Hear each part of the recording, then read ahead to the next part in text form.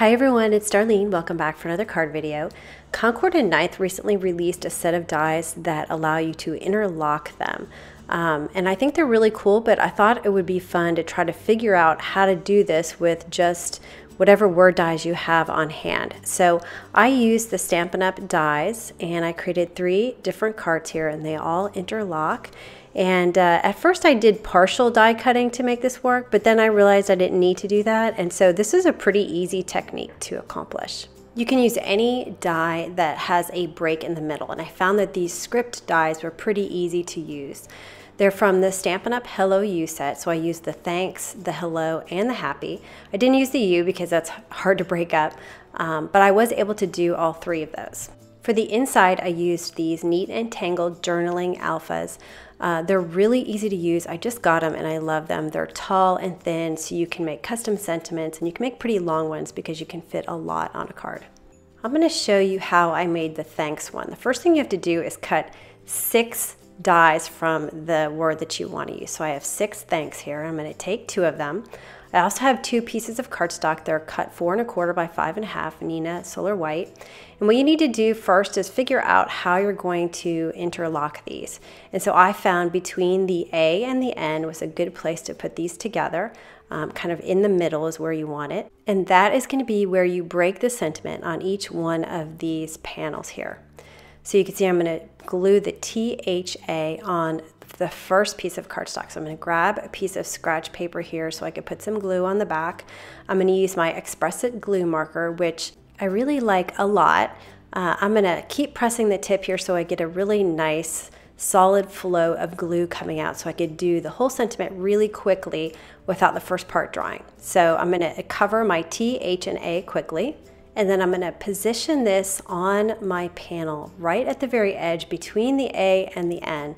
And I want to put it so that the A is as close to the edge as possible. So I get as much of that gap between the A and the N kind of off the cardstock. So I'm going to position it so that my A gets as close to the edge as possible.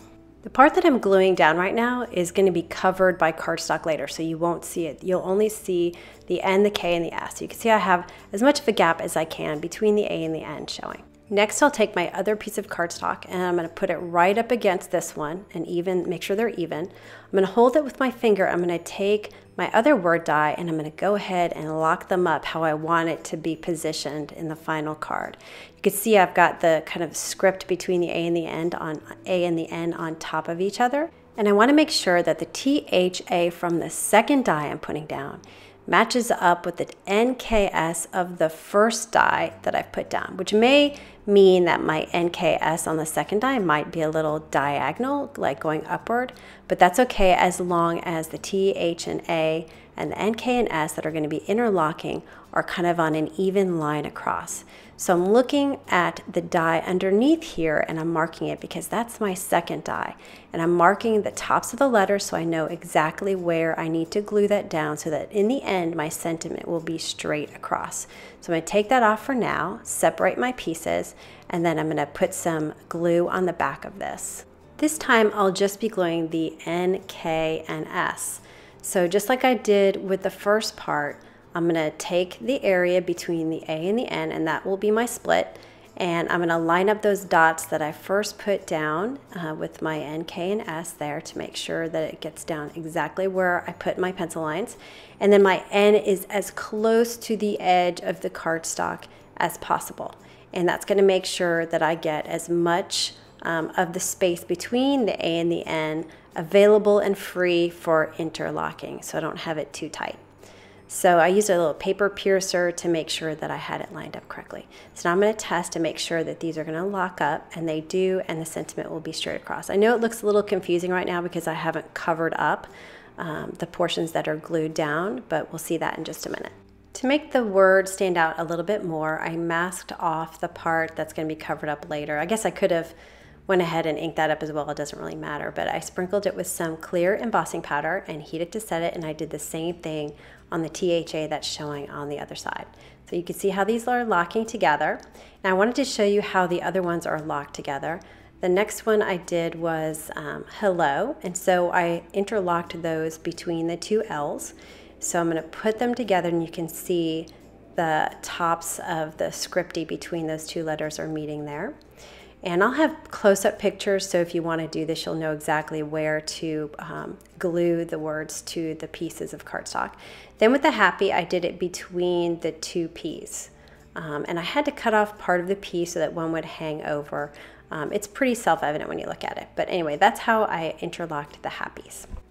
These sentiment dies are pretty delicate, so the lines are very thin on them, so I wanted to reinforce it so it wouldn't break, and that's where the rest of these thanks die cuts come in. What I'm going to do is I'm going to flip my panel over, and then I'm going to glue the whole top part of my thanks and glue it on top of this thing, right on top of the panel. So I'm going to line up, what I like to do is line it up first from the back, then flip it over, and before the glue dries, just kind of give it a little bit of an adjustment here and there so you don't see that second layer. And I'm going to flip it over and do this again one more time, and then I'm going to do the other two on the other half. So I have 3 layers on each one of these now. Next, I'm going to create the back of this card that's going to support the interlocking pieces. This is another piece of Neenah cardstock, 4 1/4 by 5 1/2. I'm going to mark the middle at 2 3/4. Then I'll position my left panel right at that guideline, and then I'll know where I need to score it. So I'm going to mark the edge of the back panel, and I'll get my Martha Stewart mini scoreboard. I'm just going to line that pencil line up with one of the holes. It really doesn't matter. It may not line up perfectly when you put it across the edge, so just fix it underneath one of those holes and score it right down that line. And then I'm going to fold it over, and I'm going to crease it really well with a bone folder to make sure it's nice and crisp. I'm just going to double check that I scored this in the right place, so when I fold it, it should be right at that pencil line, and it is. So I'm going to trim off just a little bit of this right here, so I'll take it to my trimmer, and now I'll glue that little flap to the back of the back panel piece. So I'm going to use some Tombow Mana multi-glue because it's really strong glue, and I know it'll stay in place. So I'll just add some of that glue and press my back panel into place. Next, I'm going to adhere the other side. So I'm going to go ahead and lock these dies together so that it'll lay exactly the way I want it to be in the final card. Now you can see when I get these dies together, I've got a little bit of excess at the top. The first few cards I created with this, I did not have this problem, so it was, I guess, sort of fortuitous that it was a little crooked in the video so I could show you what to do here. But I'm not going to worry about it too much. I'm just going to go ahead and move forward. So I'm going to mark where I need to score this second piece here, and then I'll grab my scoreboard, score it up, and then fold it over with the bone folder. I'm also going to trim, just like I did the other one, trim a little bit off here, so I'll take that to the trimmer. Now I'm going to lock these together before I glue that second one down, and make sure I have it positioned correctly. Now that back panel, it might be a little long depending on where your score lines are and how you measured it. So you may have to trim the back panel back a little bit to make sure that this folds right over it nice and neatly. But what you want to do is you want to position everything exactly the way you want the final card to be, and then you're going to squeeze it and flip it over so that it doesn't move. And then the final piece that needs to be glued here, put some Tombow glue on that, fold it over, and just press it into place. And that's it for the interlocking piece. Now remember when I added that second panel, it didn't line up at the top and the bottom. It was just a tiny smidge off. So what I'm going to do is put this in my trimmer, and I'm just going to trim a straight line all the way across. So I've got an issue at the top and the bottom. So I'm just going to take a little bit off.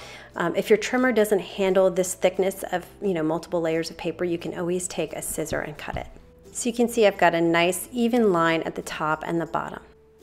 On the back, I have these 2 flaps showing, so I just want to cover that up. I'm going to grab another piece of Neenah cardstock, the same size, A2, put some tape runner on the back, and then just cover it up. And because I had to trim the uneven spot on that card, I'm going to have to trim that back piece a little bit. So I just grabbed a scissor and cut off the excess on the side. To cover up the part of the words that shouldn't be showing, I'm going to take some Let's Polka pattern paper by Lawn Fawn. I love this pack. I've been using it a lot. And I just picked 3 different colors that I liked, and I'm going to use one on each of the cards that I'm making. I'm using this frame set by Simon Says Stamp. I'm going to cut the thin rectangular die out of both black cardstock and my pattern paper. So you can see the resulting pieces. There's an outline and an inside. So I'm going to grab the black outline and the pattern paper inside. I find that this die can be a little difficult to inlay because it's so thin. So to make it easier, what I like to do is grab some surgical tape, use my fingers to press the pieces together, and then tape them down together. So I know it's going to stick to my craft mat here, but that's okay. Between each side, I'm just going to pick it up. I have to peel it a little bit, flip it 90 degrees, and then I'm going to press it again as close together as possible and put the tape in the middle. I'm going to do this on all four sides, and what this is going to do is hold my pieces together as closely as possible. And so after I glue it and adhere it down to my card, I can just remove the surgical tape. So it's only here temporarily to hold these pieces close together while I get a chance to glue them down. I'm going to go to the trimmer and cut this right down the center. I'll put some tape runner in the middle, and then I'll cover all of the black with my Express It glue marker. I'm going to place it down on one of the halves of my interlocking card and really press it into place. And then I can take off that surgical tape, which I didn't have any problems removing, but I actually use my surgical tape a lot, like I'll reuse it. And so you might want to use tape that's already been used so you don't have to worry about it being too sticky. So I'm going to peel all three of these off and do the same thing on the other side. When you're adhering your other side, you want to make sure that the first side is closed so that your black outline will line up and so that it'll be nice and even when the card is closed. So here is the finished front panel, and now I'm going to work on the inside. The nice thing about these letter dies is that they're all individual, so you just pick the letters that you need and you can cut them all at the same time. I'm just arranging them on a piece of Pool Party cardstock by Stampin' Up, which matches my Lawn Fawn pattern paper. And I've cut it to 5.5 or actually 5.25 inches long so I can put it on the inside of my card. Once I get my letters all arranged, I'm going to take a piece of masking tape. I have a roll here, but if you have a sheet, you can just cut a strip and just place it on top of the letters. I haven't glued them down yet. I'm just trying to get them all together so I can easily adhere them down with some glue. So I'm going to pick up my masking tape, and now my letters will stick to it just as I've arranged them. I'm going to flip this over and cover the back with my glue marker.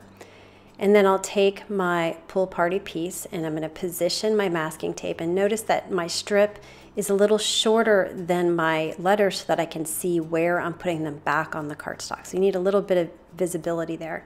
I'm going to press it nice and securely into place, and then I can lift up my masking tape, being careful to make sure that the letters don't come up with it. It should be pretty easy to do if your adhesive is strong. This is a lot easier than trying to line up all your letters one at a time. So I'll flip this over, put some ATG tape runner on it, and then I'll position it in my card in the center. And that completes the thanks card. So you can see I open it up and here's thanks so much. For the happy card, I actually used Blushing Bride Stampin' Up! Cardstock on the inside because it matched my Lawn Fawn paper. And I created kind of a funny sentiment. That's the beauty of these letter dies. You can do whatever you want. So I did Happy Back to School. I sent it to one of my fellow moms. Now for the hello card, I didn't have a cardstock that matched, so I decided to create one. I have this set of color palettes. I keep all of the similar colors together. So here's all my greens, and I have them clipped together. So when I'm looking for one that matches, I just take all of them, take the clip off, spread it out on the table, and just try to figure out which one matches the best. It looks like Hero Arts Green Hills Shadow Ink is going to be the winner. I just have a little cube of the Green Hills, so I cut a piece of Neenah cardstock to 5.25, the same size as the other ones, and I'm just going to take my ink pad and run it along this cardstock until it's solid.